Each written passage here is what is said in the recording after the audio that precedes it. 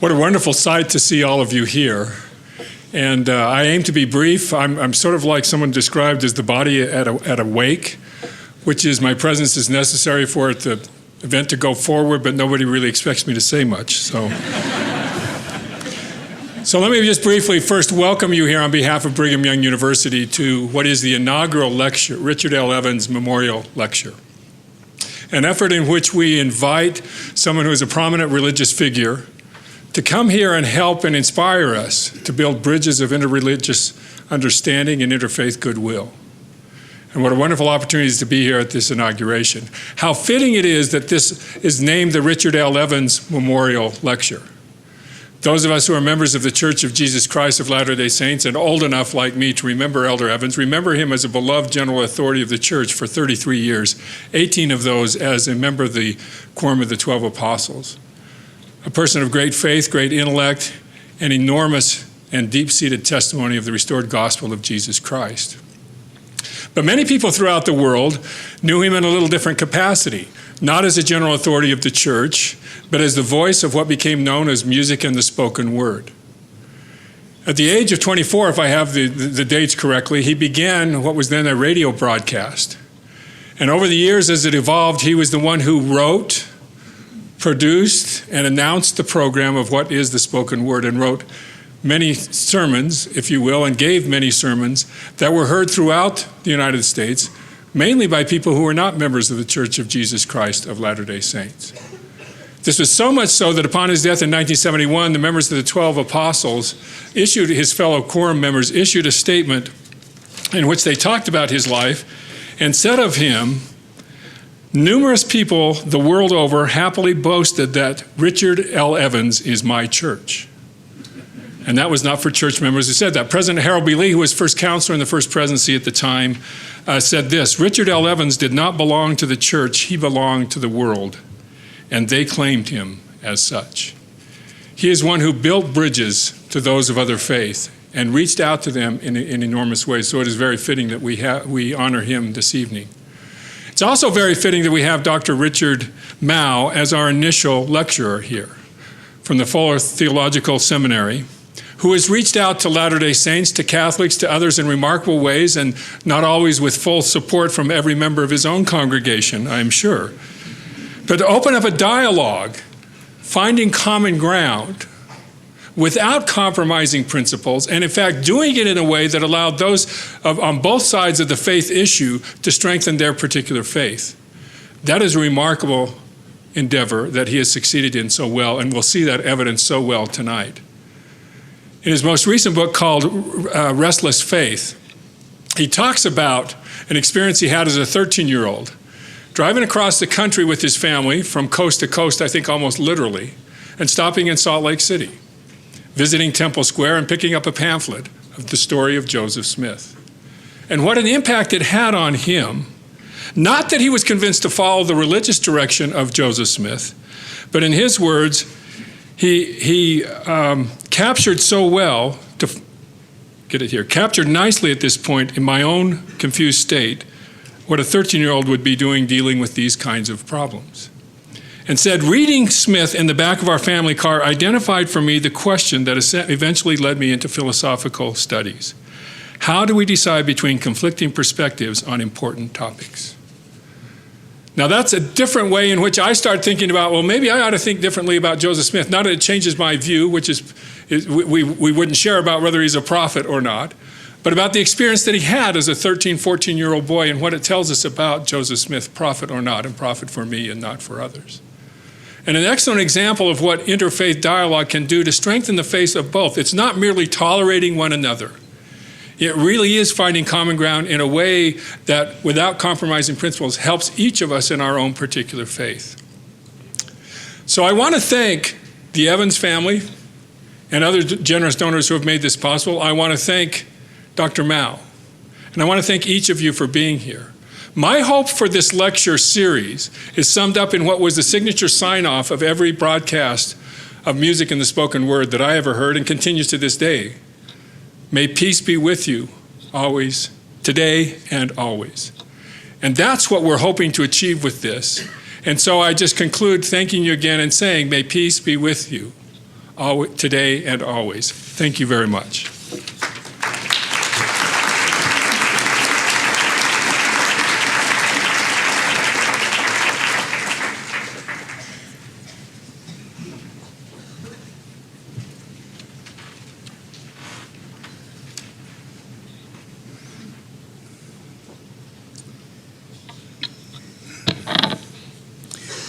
From humble beginnings, Richard L. Evans lived his remarkable life on a worldwide stage.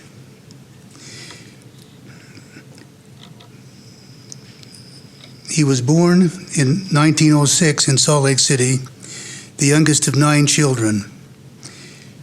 However, about 2 months later, his father was killed in a tragic streetcar accident, leaving a widowed mother with 9 children destitute. From the earliest memories, he remembers being expected to work with the others, earning every penny possible. He understood poverty and hard work.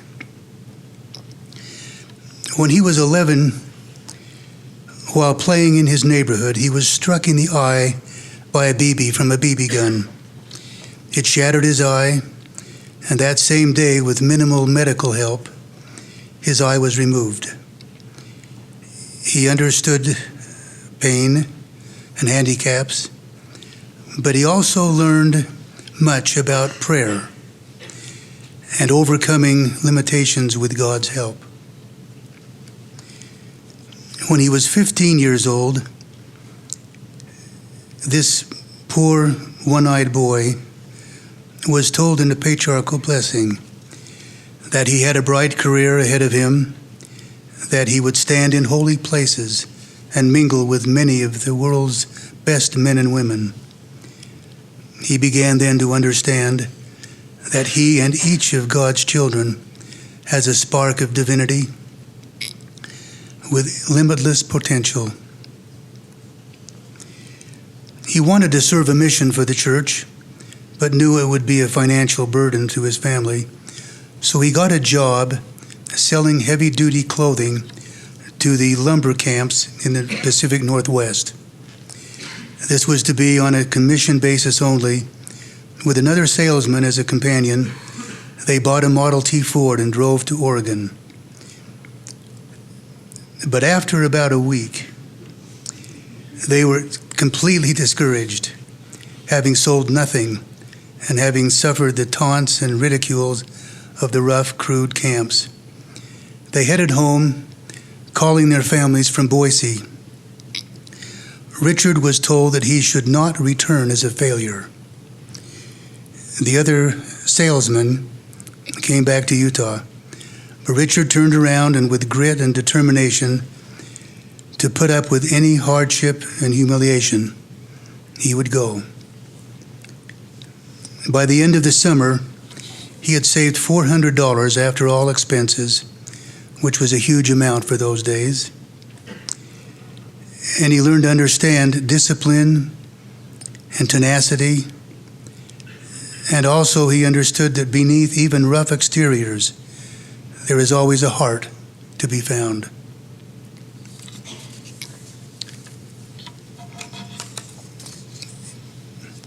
He was called on a mission to England. Several months after arriving in England, he met his first mission president. It was President James E. Talmage of the Quorum of the 12 Apostles. He had been born in England and was a world-renowned scientist and former university president. About a month after meeting him, Richard was called into the office to assist President Talmage in publishing the church magazine, the Millennial Star. President Talmage was a stern but fair taskmaster who taught Richard to love education and especially the power and eloquence of the English language.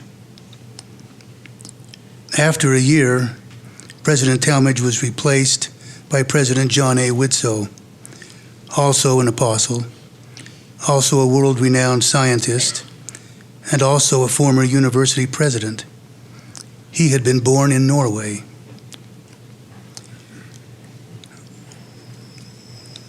President and Sister Widsoe had recently lost a son. Richard, having never known his own father, described their relationship as a father who needed a son and a son who needed a father. At the request of the Widsoes, he extended his mission 1 full year to accompany them on a tour of the European missions. Richard obtained an international driver's license, assisted in all aspects of the tour, and learned much, including how to order ice cream in every language. On returning home, Richard found a job working at KSL Radio. At that time, radio was a fledgling industry, and Richard loved and learned every aspect of it. The church had just begun its experiment with the Sunday morning Tabernacle Choir broadcast. The content was required to be religiously neutral and non-denominational because network restrictions prevented any sectarian proselyting. A few months after its beginning, Richard assumed the role as its producer and announcer. He was a master at presenting universal truths common to all faiths and nations. For the rest of his life, Richard continued to shape and establish this as the longest-lasting radio program in the history of radio, now in its 90th year. Even then, Richard understood the world and its people. In 1933, in the depth of the Great Depression, Richard married Alice Ruth Thornley in the Salt Lake Temple. The daughter of a successful rancher, her refined, gracious, unselfish, and loving influence on his career and on our family cannot be overestimated.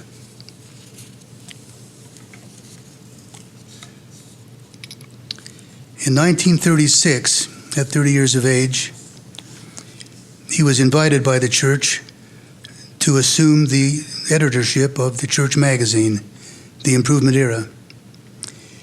He also continued doing the broadcast. Everything he did with excellence.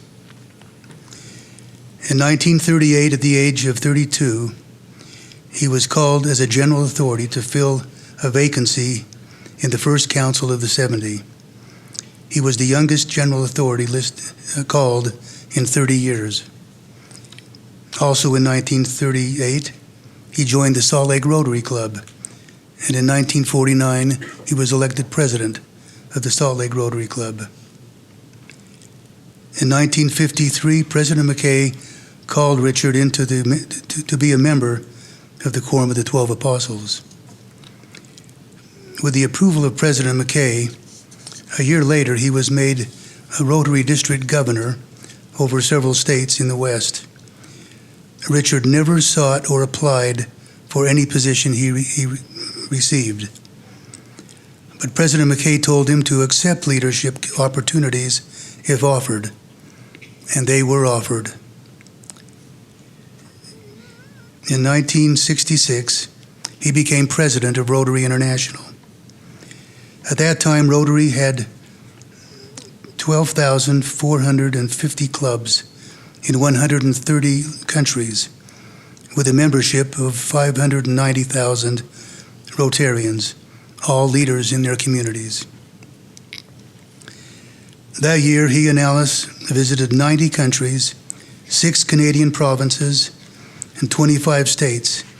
Somehow he was able to continue with the weekly broadcast and most of his other duties as a general authority of the church. After his Rotary presidency in 1967, he continued traveling for Rotary in various assignments and resumed his full responsibilities as an apostle of a growing worldwide church. His world travels continued to confirm his deep conviction that all people of the earth are brothers and sisters, children of a loving God. 4 years later, in November of 1971, he died unexpectedly at the age of 65 from complications of viral infection. Richard Lewis Evans left an indelible worldwide legacy of peace and goodwill like few others. He was a true citizen of the world and a spiritual mentor to people of all religions.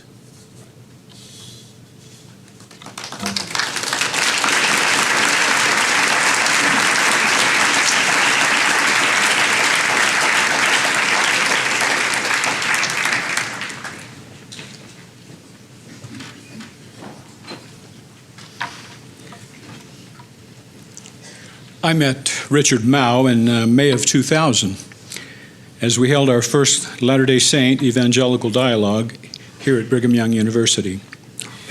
He functioned as the convener and leader of the evangelical team. He was at the time serving as president of Fuller Theological Seminary in Pasadena, the largest, most influential Protestant seminary in the world.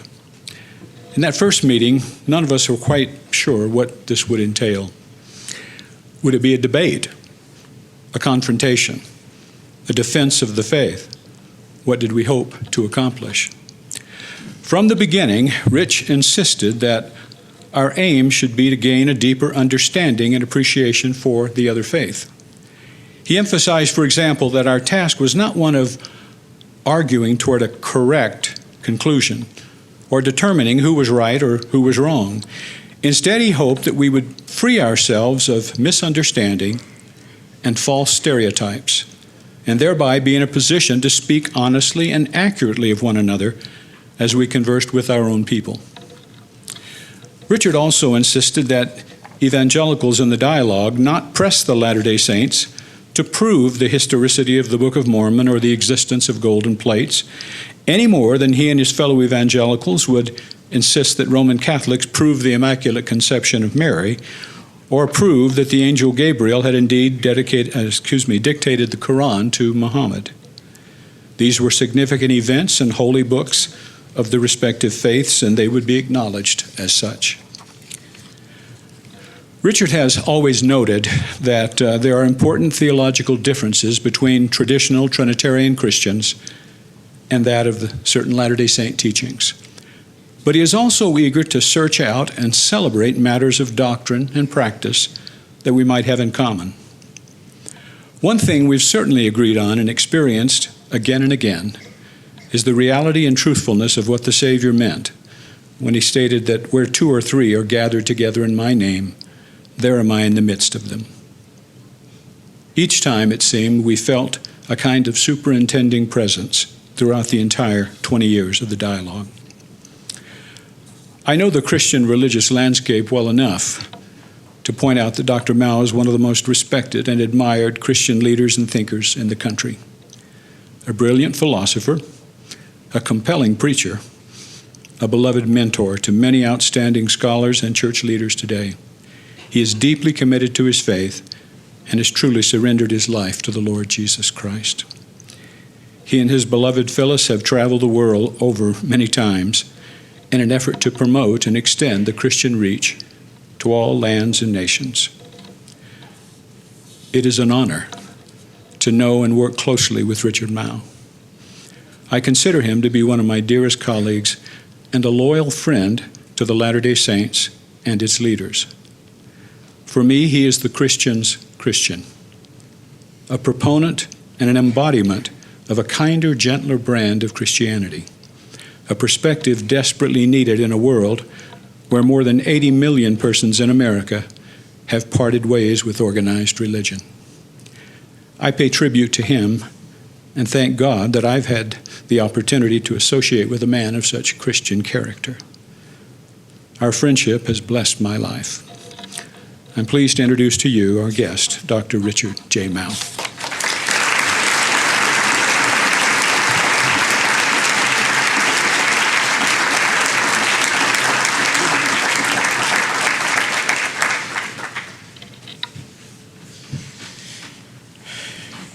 Wow, thank you all for coming. What an honor and a privilege and a pleasure it is for me to be here, and thank you, my dear friend, Bob Millet. Thanks for Grant Underwood for the great work that he's done in organizing all of this and hosting me and a number of others.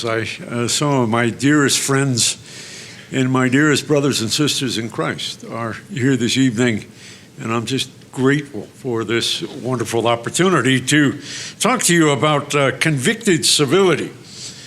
I first started working on the topic of civility as a philosopher who was interested in political thought. You know, that word civility comes from the word civitas, which has to do with usually the city, the political system in our communities. And to be civil, then, is to be citified. It's to know how to make your way in the public square. And but the more I thought about it, the more I got into it as a person of Christian faith. I also was very much aware of the fact that very often incivility had a lot to do with religious conviction. I was working on this in the late, I started in the 1980s and worked on it through the 1990s. And those were times when in Ireland, Northern Ireland, Catholics and Protestants were killing each other over convictions. In Bosnia-Herzegovina, Christians and Muslims were killing each other. In the Middle East, not only were Muslims and Jews in conflict, but Sunni and Sufi Muslims were in conflict. And I began to reflect on the fact that, given the fact that religious conviction is often clearly a part of the problem, why can't it also be a part of the solution? And to think about the ways in which we can dig into, I could dig into my Christian tradition in order to find resources for civility. I published a book on the subject, and a couple weeks later, independently, I was interviewed by both a reporter from the New York Times and a reporter for the Boston Globe. They were each writing stories about civility and incivility in American life. Neither of them had read my book, but they apparently came across it on Amazon or something like that, and I had civility in the title. But it was interesting. I was talking about the big issues of Northern Ireland and Bosnia-Herzegovina and the Middle East. They wanted to talk about California freeways, parking lots, the aisles in supermarkets. That is, the increasing incivility, mean-spiritedness that we often find in public places. And I realize that if we're going to talk about the big global issues, we also need to talk about local issues. And indeed, we needed to talk about very personal issues. What does it mean for us to become civil persons? And right around that time, I was reading a little book by one of my mentors and heroes, the great Dr. Martin Marty of the University of Chicago, a wonderful Lutheran theologian and historian, social commentator. And I came across this marvelous line in one of his little books where he said, people who are civil these days often don't have very strong convictions, and people who have strong convictions often aren't very civil, and what we need is convicted civility. I always give him credit for that. 2 years ago, I spoke at Biola University, and he was also on the program, and so I gave him credit for that's where I got the line. And he came up to me afterward, and he said, "Thank you, but I thought I got that from you." But it is from Martin Marty. Convicted civility. And indeed, we should not think of ourselves as having the balance, two different things, because civility itself, the call to civility, is one of our Christian convictions. It is a mandate, certainly in the Christian scriptures. One of our convictions is that civility is a good thing for persons of faith, certainly persons of the Christian faith. Well, let me back up a little bit. I do have to say something philosophical. The great theologian at Ephesus at the University of Chicago once was in a taxi, and he the taxi driver asked him, "What do you do for a living?" He said, "I'm a theologian." And the taxi driver said, "Say something theological." And he ended up writing a whole book on what it's like to say something theological. I want to say something philosophical this evening, although I'm not going to give a heavy lecture in philosophy. But the ancient Greek philosopher Aristotle talked about the process by which we become civil people. And he pointed out that at every stage, friendship was a very important thing in Aristotle's thinking. And the very initial, early, primal experience that we have of a friendship kind of bonding with other human beings is the family. Mommy and baby, baby brother and baby sister, cousins, grandparents. The kinship phenomenon, the kinship system, is where we first learn how to get along with other people, what it means to be connected to other people. And we go from there to friendship among peers. You go to school, and you meet people who aren't your cousins or your siblings, but you kind of like them, you have common interests, you join groups. And so you extend the kind of bonding that you experienced in kinship to broader patterns of friendship. But Aristotle said we never really become mature as human beings. We never really grow up as human beings until we learn what it's like to experience citizenship as friendship. That is, to meet people in the public square. He was talking about the ancient Greek city-state, where you see a person from another tribe, another religion, speaking another language, another moral lifestyle, people who, on the surface, are very different from yourselves. But you see them, you sense, and this is what we need to cultivate, a sense of bonding with them because they're human. They're your fellow human beings.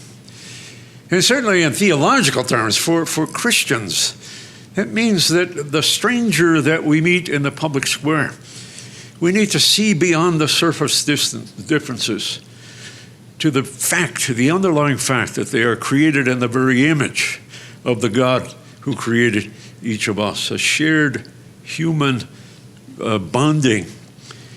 And we're missing a lot of that in political life today, that's for sure.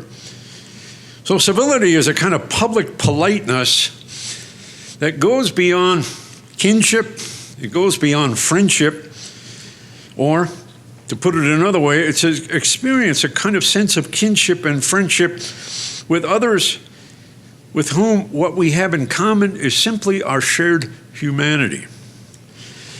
Convicted civility. I find that idea expressed clearly in the scriptures, the Christian scriptures. For example, a verse that I was raised on as an evangelical kid, especially during my teenage years, 1 Peter 3:15. Always be ready to give to anyone who asks of you a reason for the hope that lies within you. Know what you believe. Stand up for the faith. Don't compromise. If that high school teacher is going to teach you stuff that doesn't sound like God created the world, stand up for the faith. And there's something wonderful about that. It is a biblical mandate, but seldom did those who preach that to us go on and quote the rest of it. But do so with gentleness and reverence, or gentleness and respect. Joseph Smith translated that as gentleness and fear, but that sense of the fear of the God who created that other person. So be sure of what you believe, that's conviction. But do so with gentleness and respect, that's civility. And we need to put those things together.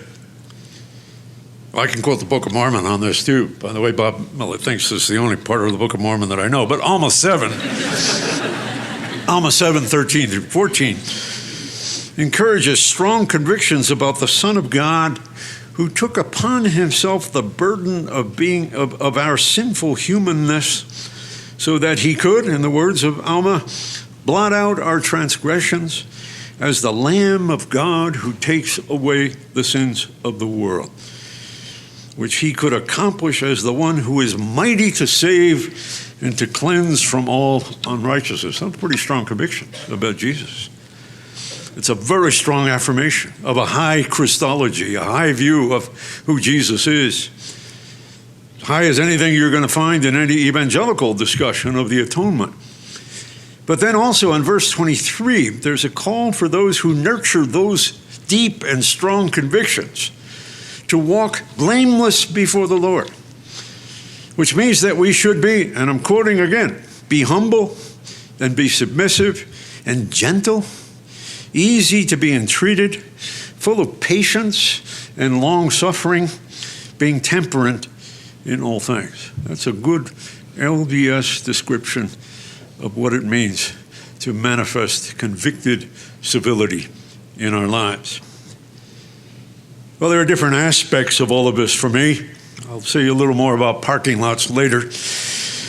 But here I want to emphasize the ways in which convicted civility is crucial to interfaith relations today. That's an appropriate topic for this first annual Richard L. Evans lecture. We heard a wonderful account of his career and his calling to serve the Lord, because Richard L. Evans embodied convicted civility in interfaith relations. It was a wonderful published statement. I read about this in your book, about your dad, about Richard L. Evans when he was named to the Council of the 12, the Quorum of the 12. And this is what was written in one of the Latter-day Saints magazines. Without compromising the religious principles or practices for which his church stands, Brother Evans seems able in an unusual way to win the confidence of men of all faiths and walks of life and return friendship and understanding in kind. That's convicted civility at its best. So it's so appropriate that we begin with this topic as we honor this evening the establishment of this lectureship to the wonderful memory of Richard L. Evans. So not compromising our deepest convictions while also cultivating civility. And civility is more than tolerance. Tolerance is just live and let live. I'm just going to sort of abide with you, but not take you very seriously, but I'll tolerate you. But civility is more than that. It's a disposition actively to show kindness and gentleness, to learn from, to have empathy for those with whom we disagree on our basic convictions. I want to say, in the context of this great university, Brigham Young University, in many ways, university education at a faith-based school is an exercise in cultivating Christian civility. We read stuff we disagree with, but we want to learn from, wrestling with those ideas in literature, philosophy, sociology, psychology, the natural sciences, professional studies, and so on. It gets a little more difficult when we get into religious disagreements. Sometimes it's a little easier for us to stomach Sigmund Freud than it is one of the devout persons of the broader Christian community. But university education is a wonderful and in many ways a marvelously safe place for cultivating convicted civility, and we need universities like this for the sake of the social bond, for the sake of the health of for example, the American Republic. There are some rules that folks have proposed for interfaith dialogue. We all in our dialogue group with Mormons and evangelicals read a delightful little document. You can find it at half a dozen different places on the web, called the Dialogue Decalogue, 10 Commandments for people engaging in interfaith dialogue, written by a Temple University professor named Leonard Swidler. And two of my favorites in those commandments are, one, that we should work to characterize the view of the other person in the way that he or she would accept it as representing the way they would put it.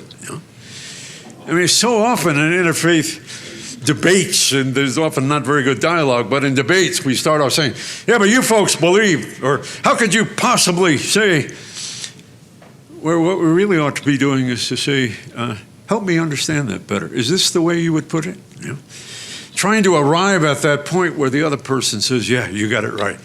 That's exactly what we believe and why we believe it.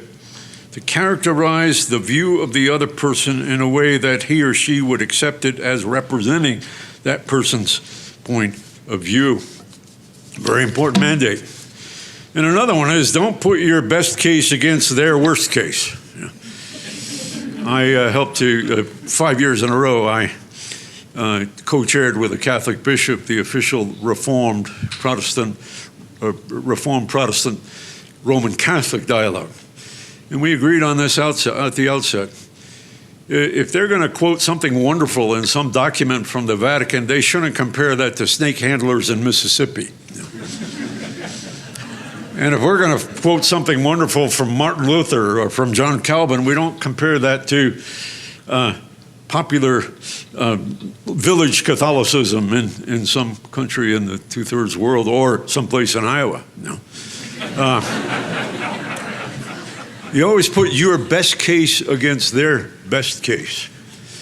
Or if you are going to talk about their worst case, you better talk about your own worst case as well. And sometimes, and we've done this in our dialogues, where we've talked about the ways we've been really bad with each other, the ways in which we've borne false witness to each other.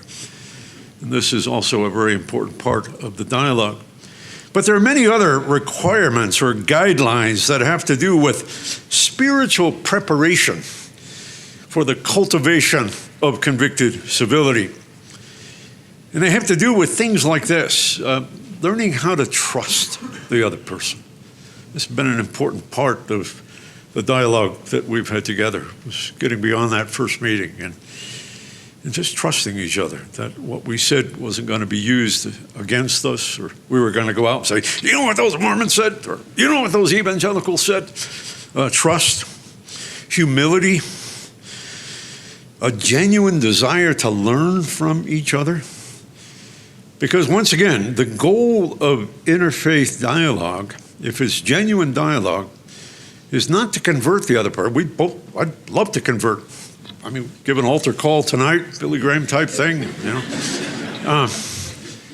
But that isn't the point of dialogue.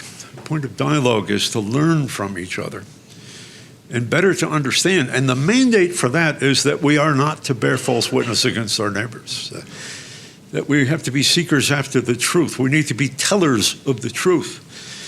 And so the goal of dialogue is to get it right, to understand it better, not to bear false witness against our neighbors. The great Catholic thinker G.K. Chesterton once said, it's a horrible thing to worship false gods, but it's also a very bad thing to set up false demons.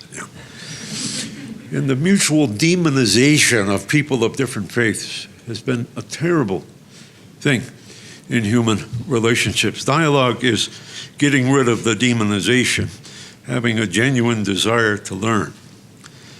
And a key requirement for this is an honest willingness to be corrected, self-examination. Okay, pay attention to this now. I quoted Richard L. Evans. I quoted Alma. So I get to quote John Calvin now. The great Reformation leader John Calvin, in his classic work, The Institutes of the Christian Religion, has a passage in which he defends what we come to know these days as just war doctrine. Calvin was not a pacifist. He believed there are times that nations needed to go to war. But he insisted that those who lead nations in thinking about going to war have to get ready for that, and that there's a kind of spiritual preparation that takes place. Let me quote John Calvin on this. He says, it's the duty of all magistrates, of political leaders, to guard particularly against giving vent to their passions, even in the slightest degree. Rather, if they do have to punish another nation, let them not be carried away with headlong anger, or be seized with hatred, or to burn with implacable severity. Let them also have pity on the common nature in the one whose special fault they are punishing. Or if they must arm themselves against the enemy, let them not lightly seek the occasion to do so. This is what we call the last resort criteria. You only go to war against somebody when you've tried everything else. Let them not lightly accept the occasion unless they are driven to it by extreme necessity. And let them not allow themselves to be swayed by any private affection, but be led by human beings, a concern for human beings alone.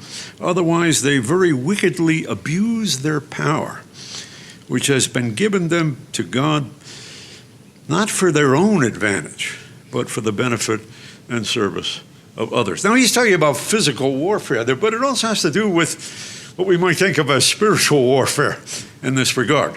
And there are two requirements that John Calvin is setting forth there.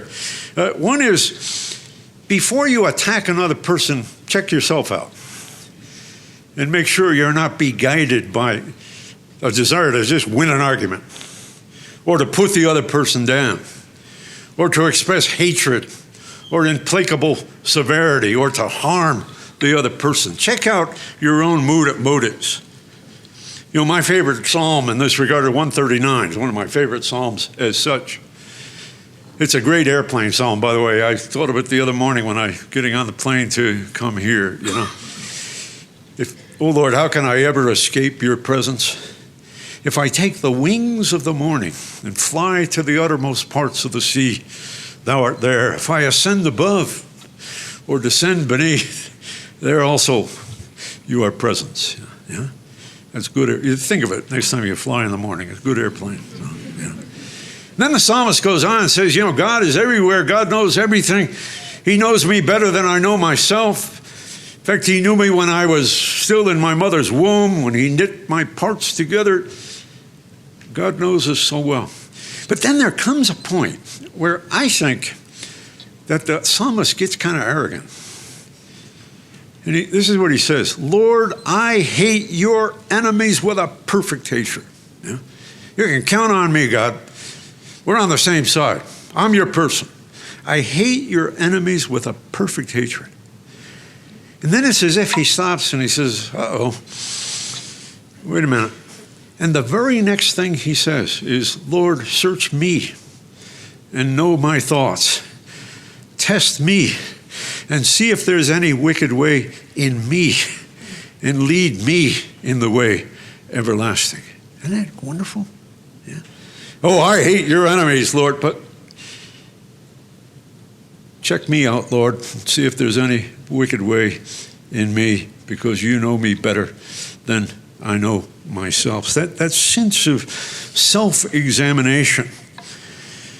And so how we see ourselves is so important in all of us. That as we begin to engage in dialogue with people whose convictions are very different than ours, it's so important to say, are there things that I'm going to learn in this about myself that God wants me to see, that may even be wicked ways that I find in me? So make sure that you spend time, Calvin is saying, examining yourself in humility before the face of God, self-correction. But then he also says, but recognize the common humanity that you share with your enemies. So it's also how you see other people. I had a wonderful example of this one time when I spoke at a faith and work conference in Chicago. I gave the opening address, how our faith is to influence our daily work, whatever our profession. And then they had a lot of workshops for the rest of the day. Faith and work in the business world, faith and work in the art, among the artists, faith and work in writing, in journalism, in film production, in family life, in the home. And there was one on faith and work in the courtroom. And I thought, that sounds interesting. So I went to hear it. And it was a crusty old Irish Catholic judge who began, I almost walked out, he began kind of almost a cynical tone. Yeah, I'm a judge. I've been a judge for over 30 years. And, what does it mean to be a Christian in the courtroom? I don't really know. Oh, he said, but I will tell you one story. He said a couple months ago, one Sunday, our priest in the homily at Mass talked about seeing others as Jesus sees them. And then he said right at the end, and I was like, yeah, that's wonderful and all that. But right at the end, he said, and I want to give you an assignment. Sometime during this next week, when you're facing a person that you don't really like or you don't really agree with, I want you to just stop and ask yourself, what would Jesus see if he's looking at the one that I'm looking at right now? And I filed that away. There came a day during the week when I had a young man from the inner city who'd been up before me several times. And he said, I was kind of getting tired of him. He always had some kind of excuse for some criminal thing that he'd done. They weren't huge crimes, but it was just petty crime, but he was always committing these petty crimes. And he always had some kind of excuse for what he was doing, and I decided this is the time to throw the book at him. And all of a sudden, I remembered the assignment that the priest gave. And I stopped and I stared at this guy. And I asked myself, what would Jesus see if he saw this person that I'm looking at right now? And he said, I actually stared for a while. People kind of got nervous. Like, are you okay, Your Honor? But he said, I looked at this kid and I thought, yeah, he's been up here quite a bit. But the excuses he gives are really very clever. They're well put. And he actually seems to have a kind of sense of humor about himself. He seems like a bright kid. He's got a lot of poverty, a lot of obstacles in his life. And he's trying to work with whatever he has to sort of get ahead. And he's doing it in the wrong way. But he's actually kind of a talented kid. And then he said, I spoke to him, and I said, you've been up here a number of times. I'm getting tired of seeing you. But I want to make a deal with you. I want you to try to get a good job. And in 2 weeks, I want you to call me on my personal phone. And I want you to tell me how you're doing. And if you haven't been able to get a job, tell me why. Tell me how people treat you. And if I think you're not being treated well, I'm going to go to bat for you. I'm going to call people. Yeah? And then this Irish Catholic judge said, that's not a big deal, but for one time, I looked at a person in the courtroom and I understood what Jesus would see if Jesus was looking at him. To me, that's a marvelous example. If I were preaching a sermon tonight, and it sounds like I am, but I'd give you all that assignment. Wouldn't it be wonderful if each of us in the next week just found one moment where we'd say, what would Jesus see if Jesus was looking at the person that I see now? And to see people in their real humanness, as real human beings. And I've said this, I've given a number of talks on both in Salt Lake City and today in Provo. And I think several times I've said to people that one of my favorite lines, I get a lot of my theology from hymns. This is why we love to sing hymns together. I love to sing hymns from the Mormon hymnal. Are you going to change the name of that hymnal, by the way? That's going to be a long title, but I'm allowed to say Mormon because I can't get in trouble with anyone. But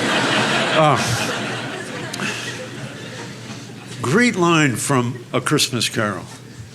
The hopes and fears of all the years are met in thee tonight, And then as we look at other human beings, we had a conversation the other evening about people who watch The Bachelor, I want to say, y'all ought to watch an episode of The Bachelor. And watch it with this theological assignment.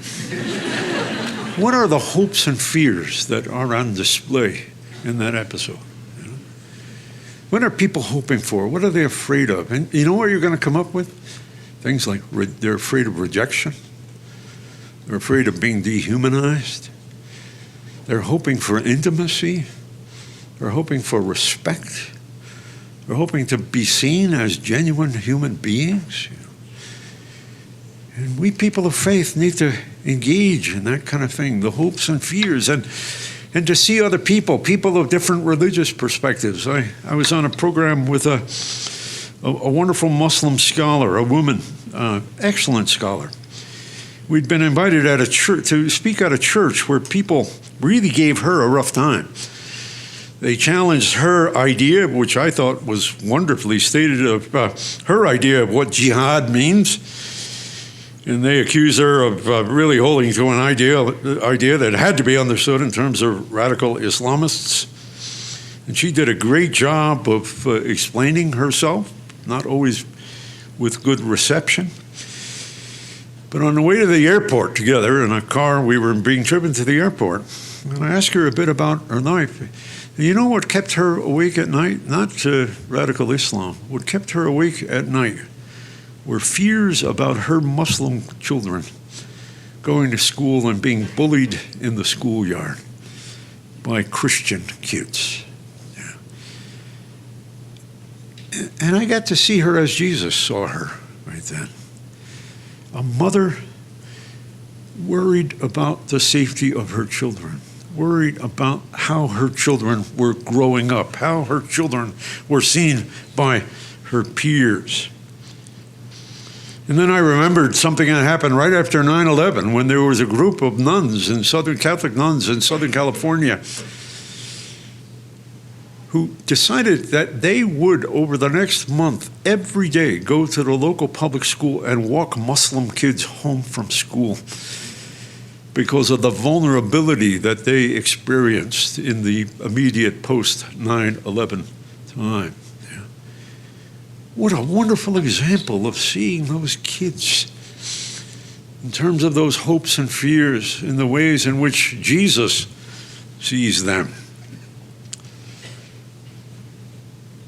And then a willingness to learn from others, to be corrected by others, even inspired by others. Barbara Brown Taylor, who's a Protestant theologian, wrote a book recently with included in the title of the words holy envy. And she says, as a person who teaches interfaith stuff and world religions, she a lot of times experiences holy envy of people of other faiths, their practices and their beliefs. And she's picking that up from the great Lutheran New Testament scholar, Christer Stendahl from Scandinavia, who was the dean for a while at Harvard Divinity School. And I have to say, I've experienced in my 2 decades of friendly dialogue with my good friends in the LDS community, with my involvement in dialogue with the Jewish community, the Muslim community, as a Protestant with the Catholic community, I've experienced holy envy. My LDS friends have experienced a holy envy that I see in their passion for serving others and a marvelous commitment to promoting healthy family life. And yes, a holy envy for their love of the Savior. Very important. But back to convicted civility. I do have strong convictions that I bring to interfaith dialogue. And that means that I've had to learn to live with some mystery, for example. Phyllis and I, my wife and I, went 22 years in a row to the National Prayer Breakfast. It's quite a record, especially since the National Prayer Breakfast often doesn't have much prayer and often doesn't have much breakfast. But very often, I mean, typically after the great gathering of thousands of people listening to senators from both sides of the aisle talk about their faith, and there's often very good speakers. One year we had Bono, it was really good. We had Mother Teresa one year, and we hear from the President of the United States. But there's a series of workshops and seminars afterward, and then there's a leadership luncheon where several thousand people stay on and go to the leadership luncheon, and there are often some very good speakers there. And one year the speaker was King Abdullah II, the King of Jordan. And he was terrific. he gave a wonderful call for Christians and Jews and Muslims of goodwill to work to combat the radical fundamentalist commitment to violence that we often find in each of our communities, in each of our traditions. It was a wonderful talk, very inspiring. But it was a great privilege that after that, I was a part of a group of 30 people, Muslims, Jews, and Christians, who were invited to have lunch with him behind closed doors, where the only agenda was to talk with him. And he was even better there.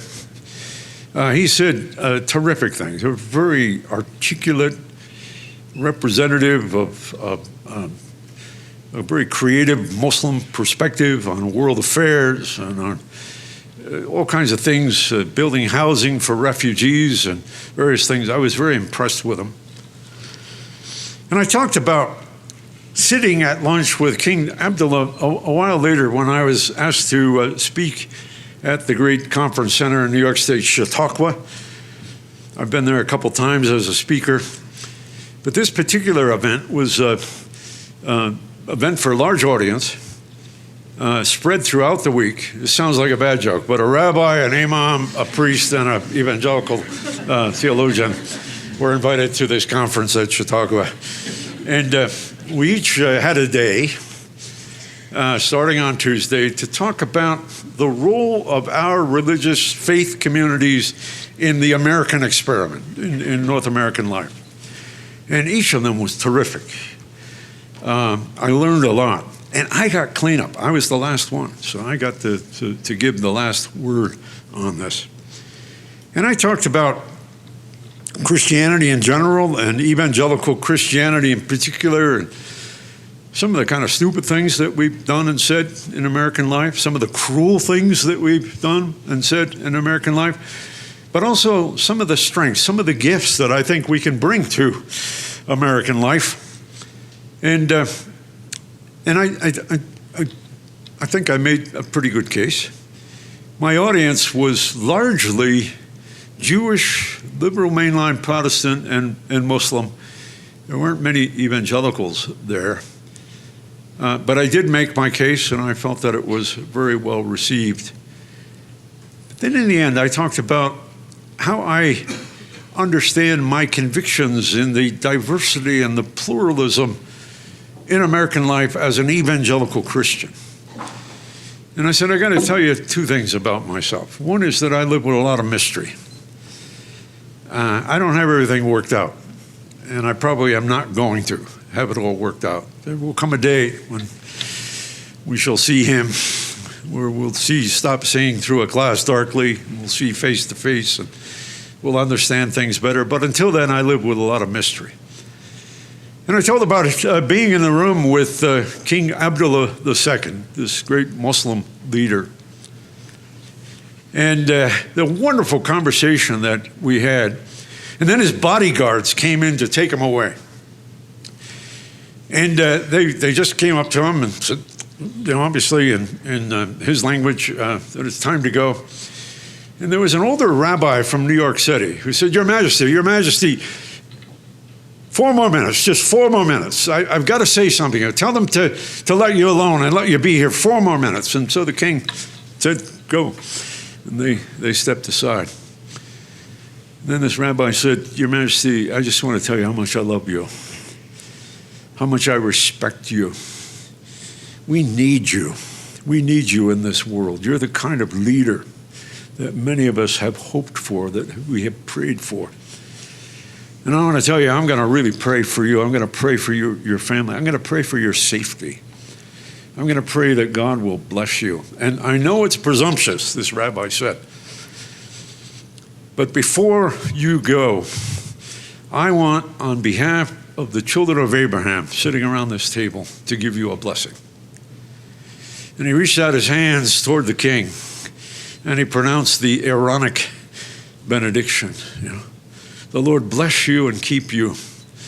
The Lord make his face to shine upon you and be gracious unto you. The Lord lift up the light of his countenance upon you and give you, and these were his words, give you his peace, his shalom, his salam.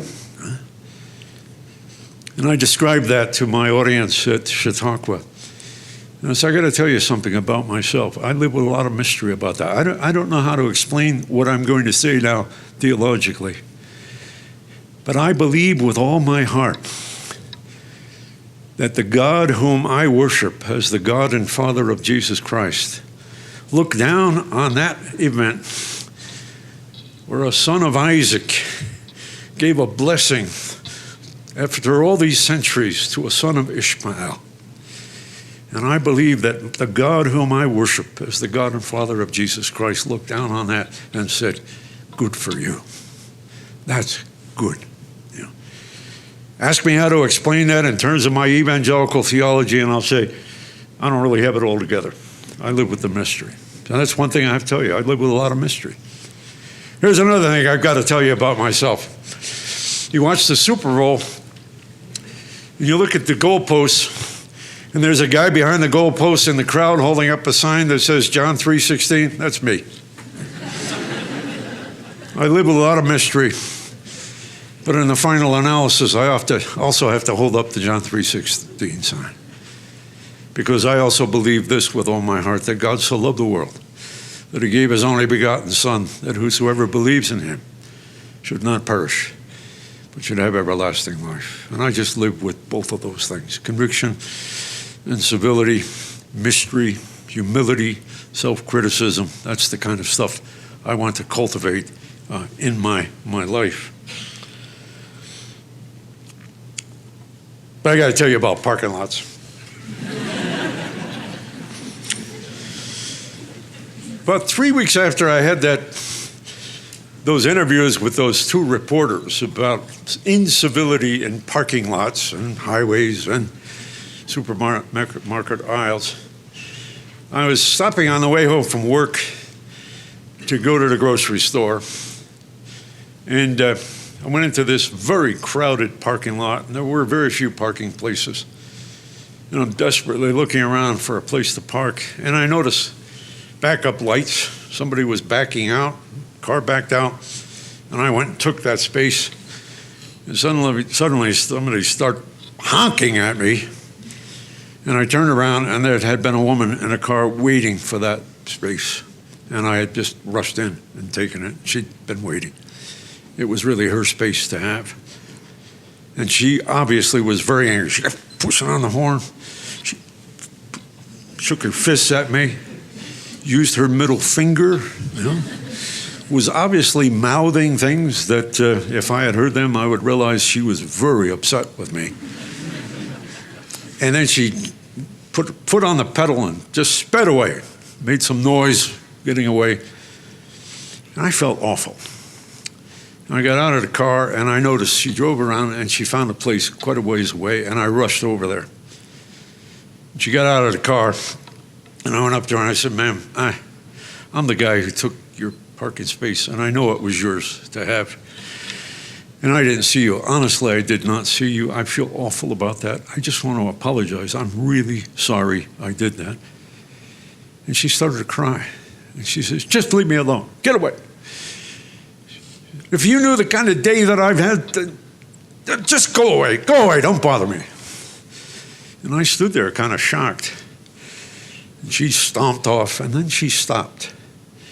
And she turned around with tears streaming down her cheeks. And she said, thank you. And I felt so good about myself. Yeah? I don't just write books about this. I don't just give interviews to the New York Times about this. I do it in parking lots, I am civil. I mean, this is really amazing, for me. 2 weeks later, I was in a parking lot at an airport returning a Hertz rental car. You know how that goes. I was, if you're late, you get this 1 hour grace period usually, but if you go beyond that, even if you're a minute late, you got to pay because it's on the little handheld computer and it's expensive. And I got there with, I would say, 7 to 8 minutes to spare. I was behind a car that was being checked out by this Hertz employee who was a rather good-looking 20-year-old guy who was checking out a car from a rather good-looking 20-year-old woman. And they talked a lot. And they laughed together. And they obviously were really enjoying each other, and they were flirting with each other. There's just no question about it. This was a momentary romantic thing. And it was a little hard for them to depart. She would take a few steps away, and he'd say something, and, they'd laugh together. So then he comes to me, and he punches it in, and he says, "I'm sorry, sir, you're 2 minutes late, and you're going to have to pay this amount." And I said, I wasn't late. I was here on time. You're late. So it's not my problem, it's your problem. He said, "I'm sorry, sir, I don't have a problem. I have to do what this computer tells me that I have to do." And I said, "Well, I don't care about your stupid computer. You were flirting with that woman. You spent too much time with her. If you had just done your job and then gotten to me, we would have been fine. And it's your fault that I am now being charged, and you got to pay it, but I'm not going to pay it." And he said, "You have to pay it." I said, "I'm not going to pay it." And at that point, his supervisor walked up, a middle-aged African-American woman, and she said, "What's going on here?" And he said, "This guy got his car in late, and he doesn't want to pay." And I said, "No, I got my car in on time. He checked me out late because he was flirting with a young woman in the previous car that he checked out. It's his fault. It's not my fault, and I refuse to pay." And he says, "But you got to pay." And she said to him, "Just go away. I'll take care of this." And he walked away. And without even looking at the computer screen, she said to me, "It's okay. You don't have to pay it. I'll let you off the hook on this." And I said, "What do you mean you're going to let me off the hook on this? I didn't do anything wrong. It was his fault. It was mine." And she looked me in the eye and she said, "Honey, you need a hug." And she hugged me. And I want to say, with all of the complex things and important things that go into cultivating convicted civility, humility, empathy, seeing people as Jesus sees them, understanding, learning from, all of that, sometimes you also need to hug somebody. Thank you all. God bless you.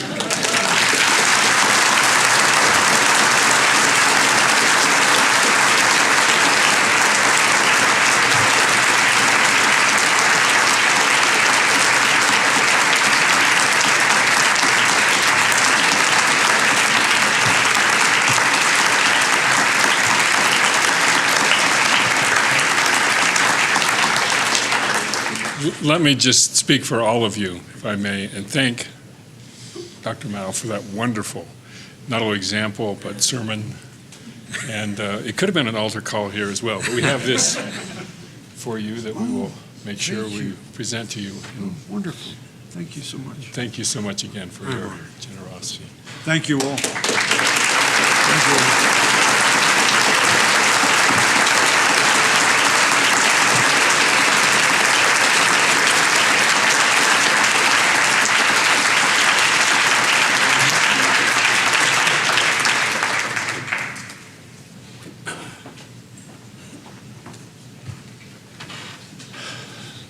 Dr. Mouw, no one has left, even though the program has concluded.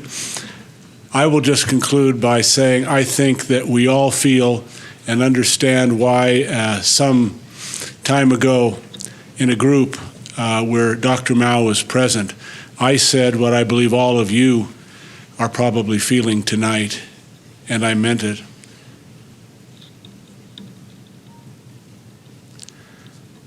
When I grow up, I want to be like Richard Mouw. Thank you for being here.